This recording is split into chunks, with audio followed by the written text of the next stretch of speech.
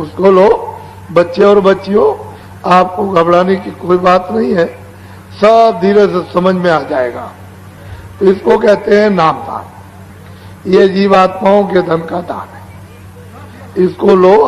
उसके ऊपर चौथा, उसके ऊपर पांचवा, अपने अपने स्थान पर बैठकर ये पांचों अलग अलग बाजे बजाते रहते हैं।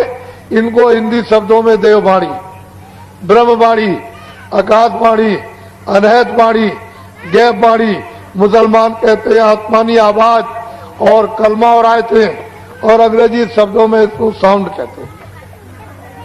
इन्हीं बाजों को पकड़ाकर ये सारी जीवात्माओं का भंडार, एक छोटा सा रूहों का खजाना सतलोक से, यानी इन बाजों के द्वारा उतार करके भेजा गया।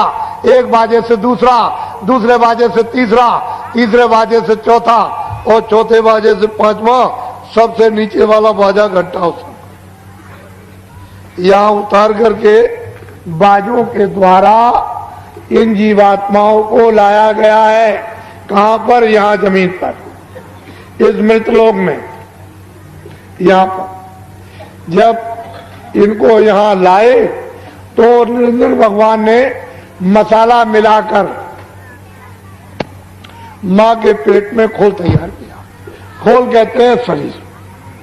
जब 5 महीने का तैयार हो गया तो मेरी तरफ देखो, इधर देखो, मां के पेट में दोनों आंखों के बीचों बीच ये दरमियान में जीवात्मा को यहां पर ला करके बैठा दिया। इधर देखिए आप,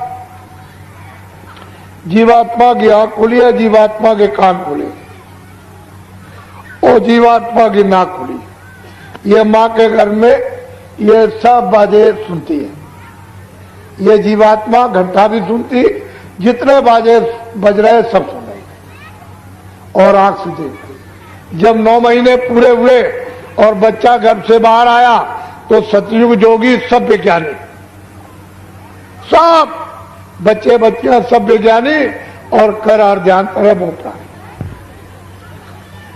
सारी जीवात्माएं इन बाजों को पकड़ के एक बाजे से दूसरा, दूसरे से तीसरा, तीसरे से चौथा, चौथे से पांचवा, एक पलक में पकड़ के चढ़ गए सतलोक में, और वहां से इन बाजों के द्वारा एक पलक में उतर आए। चढ़ गए, उतर आए, चढ़ गए। दिन में कितने बार जाना, कितने बार आना, कोई पर्दा नहीं, कोई गंदगी नहीं, न पाप की, न पुण्य की, न अच्छे की, न बुरे की, न न्याय की, न अन्याय की, न सत्य की, न वेद, न कतेब, न कुरान, न पुराण, कुछ नहीं। 1 लाख वर्ष की आयु थी इनकी। ये जो बैठे सब 1-1 लाख वर्ष की आयु आपको मिली थी। रोज आते थे, रोज आते थे, और उस सत्पुरुष का रोज दर्शन दीदार करना, यानी निरंजन भगवान का, ब्रह्म का भी, पार ब्रह्म का भी, महाकाल गर्भपुरुष का भी ये दर्शन करते हुए, और सीधे वो सत्पुरुष का दर्शन जो सच्चा अपना मतलब है कि बादशाह है, जो सच्चा पिता। वहां आना और जाना, आना और जाना। जब लाख वर्ष की आयु पूरी हुई तो ये सब जाने लगे, सब। तो निरंजन भगवान ने सोचा कि मेरी तो मेहनत सब बेकार हो जाएगी, ये सब चले जाएंगे तो बेकार हो जाएगी। तो उन्होंने फौरन अपनी शक्तियां पैदा की, और उनको जब जन्म दे दिया तो आदेश दे दिया कि चले जाओ, घोर जंगल में तपस्या करो। तो ये लोग चले गए, 20,000 बरस तक तपस्या की। इनका नाम क्या है?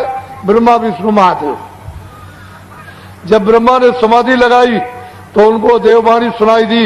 निरंजन भगवान ने चारों वेद लिखते, भोजपत्र पर जो मैं बोलूं सब लिखते जाओ।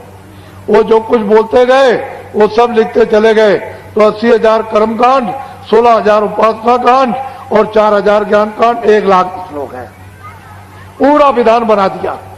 जब विधान बन गया तो उन्होंने आदेश दिया कि इन सब मनुष्यों को सुना दो कि पूरा पाप का, पुण्य का, अच्छे का, बुरे का, न्याय का, अन्याय का, लूले का, लंगड़े का, अमीर का, गरीब का, राजा का, रैयत का, 4 खानों का, 84 लक्ष्योनियों का, और 9 स्वर्ग का, और नरक का, सब विधान बन गया। सबको आजादी दी जाती। जो कोई कर्म अच्छा बुरा पाप पुण्य करेगा, सब अपना अपना सबको भोगना है।